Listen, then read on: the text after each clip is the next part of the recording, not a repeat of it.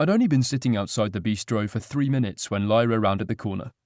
The white flared skirt she wore flirted and skimmed her thighs with every step. She carried some kind of printed orange, pink and yellow clutch. Her fuchsia wrap top lifted her breasts high enough to tease and make my mouth water. The V of her top, along with the strip of belly showing, tempted my brain into all kinds of inventive lasciviousness. But I worked hard to keep my gaze on her and not the mouth-watering glimpses of deep brown skin. Christ, she looked good enough to eat. More like devour.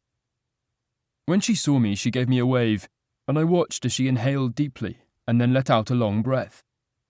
Then her smile broadened as she started across the street. Nerves? Something tripped over my skin when she was mere steps away. It was like the breeze wafted her lime and coconut shampoo my way.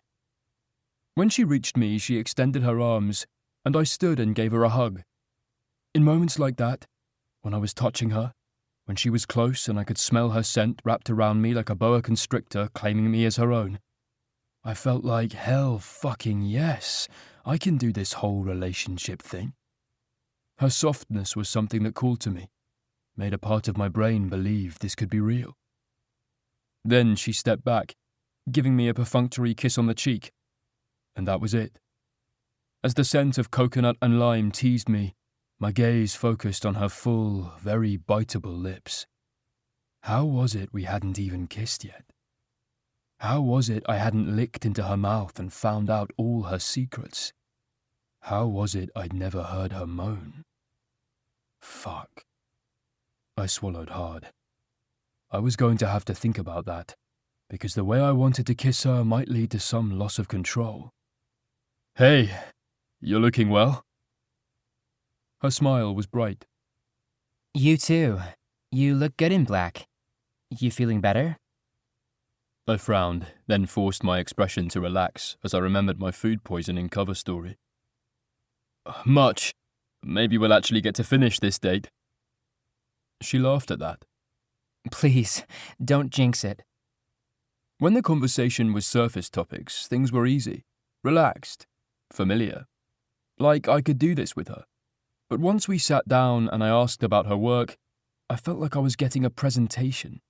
Like the woman whom I wanted to get to know, the one with the knockout scent who harnessed the sun in her smile, took a back seat and was replaced by a completely different woman.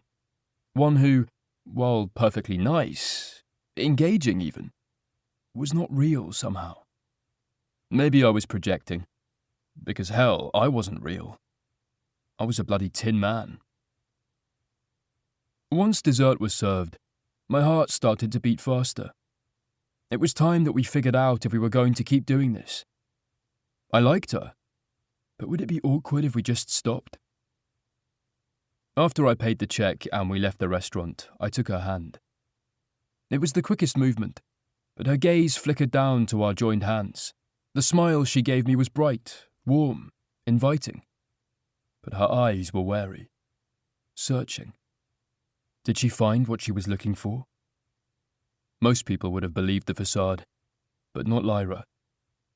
If I knew what was good for me, I would pick someone else, someone easier. There was nothing easy about Lyra. She was looking for the real me, but she wasn't going to find it.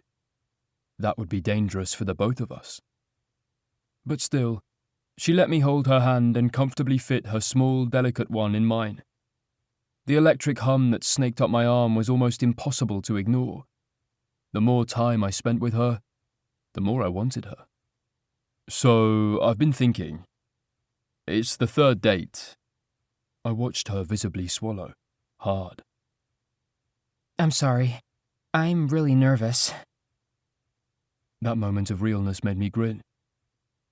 There's probably no need to be nervous. Her brows lifted, and then she blinked rapidly in surprise. Oh, right, yeah. Sure, totally. We can just be friends. Friends? I shook my head. For some reason, I had an aversion to that idea. No, I meant before we, get nervous about anything else. maybe we should kiss first. She choked out a laugh. Oh my god, I'm like the worst date ever. I'm all stiff and awkward, then I proposition you. I laughed. No, we've been busy, and then on our first date you got called for a work emergency. She winced. I'm really sorry about that. And well, you were sick the next time. We could try it now? My voice sounded like someone had put it through a cement mixer. You've been staring at her lips all through dinner, wondering if one kiss will tell you how this is supposed to go. Oh, right. Yeah. Let's do this. There was something endearing about her. She was tiny compared to me, 5'6" or 7. I couldn't tell properly because she was almost always wearing heels. Either way, I towered over her. I stood 6'3", so I had a tendency to do that to everyone. She was lean, slender but curvy. Great ass, the kind you could really dig your hands into. And slap. I cleared my throat to erase that mental imagery. Nope. I would not think about slapping her ass. I would not think about her ass at all. This was just a kiss. I would kiss her and see if she was okay with that. And then later, much later, I'd think about slapping her ass. Maybe doing other things to her ass. But that was beside the point. She stepped in, her scent making me dizzy, coaxing me to lean in, get a whiff, and become ensnared in her trap forever.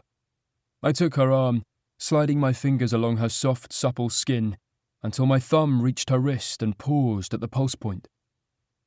I could feel the uptake as I gently rubbed that spot. Something stirred deep inside me as an answer to that rapid flutter. And then, her other arm wrapped around my neck, and she whispered, Okay, Marcus Black.